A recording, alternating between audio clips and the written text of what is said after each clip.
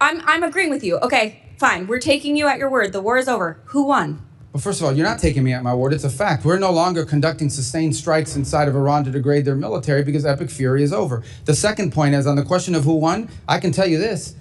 We defined victory as destroying their defense industrial base, significantly reducing the number of missile launchers that they possess, significantly reducing their stockpile of drones. And we achieved all of those, in addition to destroying what they had left of an air force and wiping out their entire conventional navy. Those are all gone. So I consider that victory, and we did too, and that was the purpose of Epic Fury. Okay, well, good. Based on the metrics that you just said, okay, there's actually, our intelligence community has said that Iran is reconstituting its military industrial base faster than we had predicted. And analysts assess it still holds roughly 70% of its missile stockpile and 70% of its mobile launchers.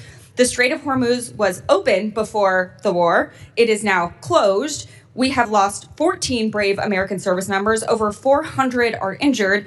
And the Iranian regime remains largely intact, but now with a more hardline leader who has more incentive to try and get a nuclear weapon. So I guess I have to ask you again, Mr. Secretary, does this actually look like winning or losing to you? Well, first of all, I don't know what intelligence assessments you're referring to. We wouldn't discuss intelligence assessments if they were real. These have been publicly reported. Well, they're publicly reported. Someone committed a crime and, by the way, is also lying. And this happens all the time. People manipulate intelligence and analysis for purposes of furthering a narrative. On your point about the regime is actually deeply fractured, which is why it takes 7 to 10 days to get an answer from them for anything. Meanwhile, they're fractured, but still intact. Well, intact in the sense they can't even reach agreements that they can get back to us. So I don't know how intact that is. What they have is people that are afraid to go into the streets. Their repressive operations have held people back, in addition to the fact they've cut off the internet. But this is a country right now, in this regime, that is facing hyperinflation, a completely devalued currency, hundreds of billions of dollars in damage to their military infrastructure. And frankly, they all of the pre-existing problems that Iran had in their economy, which is why people are protesting,